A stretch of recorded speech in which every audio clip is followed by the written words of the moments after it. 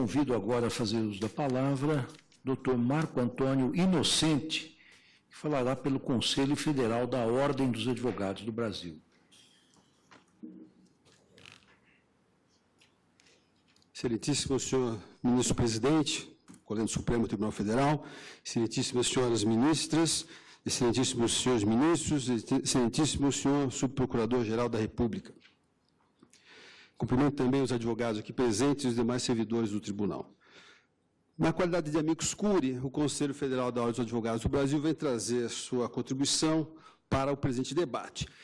E, se os senhores me permitem, eminentes ministros, começo por afirmar que, numa longa jornada já profissional, lidando diariamente com questões relacionadas aos precatórios judiciais, não conheço nenhum credor, dentre os milhares que existem no Brasil, que prefeririam postergar o recebimento do seu crédito a aumentar sua conta de juros em relação aos seus precatórios. Isso, eminentes ministros, ele faz no banco, com o seu dinheiro na conta.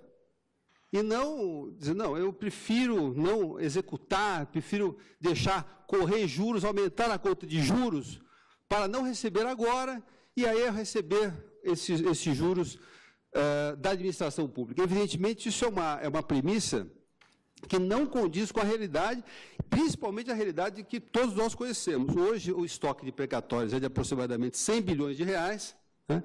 E é prática recorrente da administração pública questionar sempre os cálculos elaborados para a liquidação dos precatórios.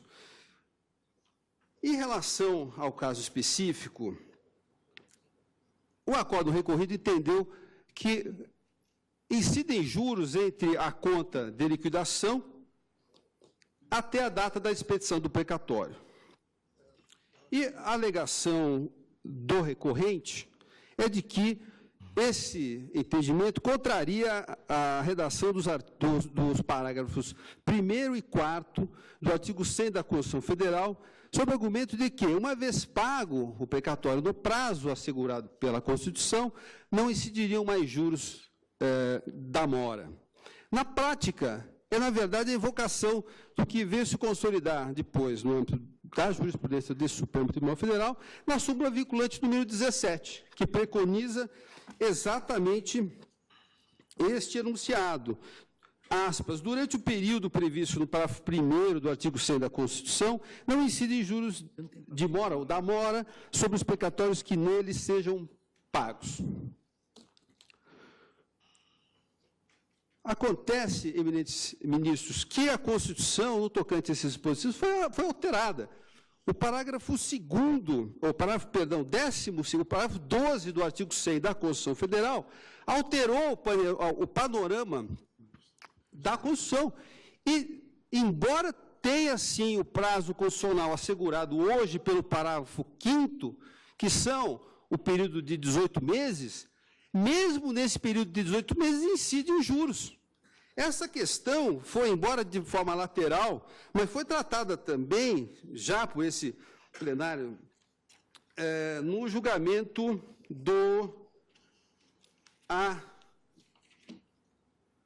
ARE 638195, quando na mesma tese se fixou, sob a relatoria do ministro Joaquim Barbosa, a tese de que incide correção monetária sobre esses créditos. E, naquelas discussões, me recordo que ali, hoje, cedo no avião, as intervenções do ministro Teori Zavascki, no sentido de sempre lembrar o plenário que, naquela situação ali, o que estava em discussão era o período anterior à expedição do precatório. Por que o ministro Teori fez isto?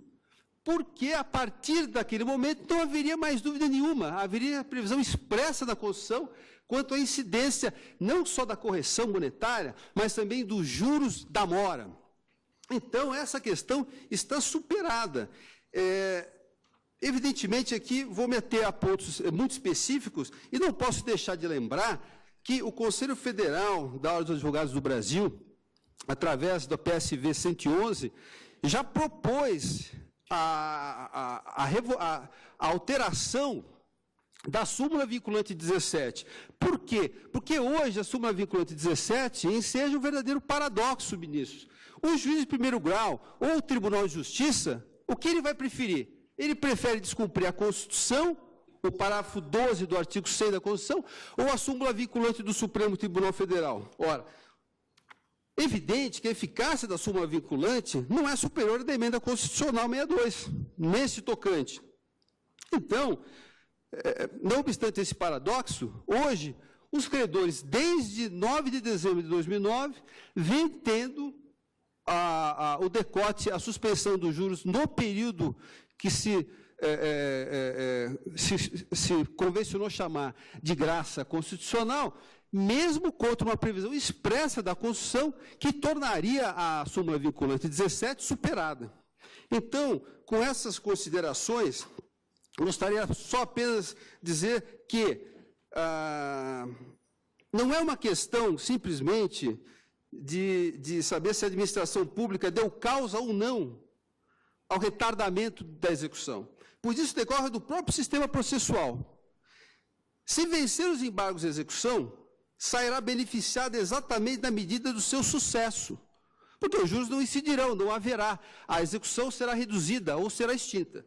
Entretanto, se sair vencida, deverá arcar com os juros relativos ao tempo transcorrido no julgamento, porque não é justo que esse tempo seja encarecido justamente ao credor, aquele que veio às portas do judiciário, viu sua demanda atendida e, mesmo assim, a administração pública não implementou aquilo que deveria ter implementado. Dessa forma, postulando pelo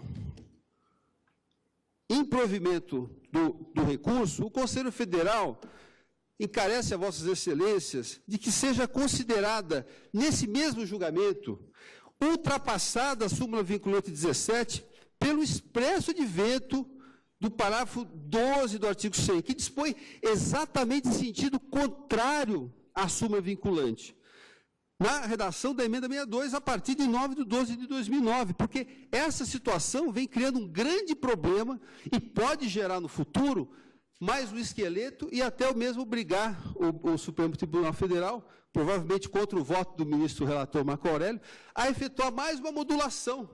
Porque se essa revisão da súmula vinculante 17 ocorrer daqui a 1, 2, 3, 5, 10 anos, todo um período que está sendo pago errado deverá ser necessariamente revisto. Muito obrigado. Agradeço a Vossa Excelência.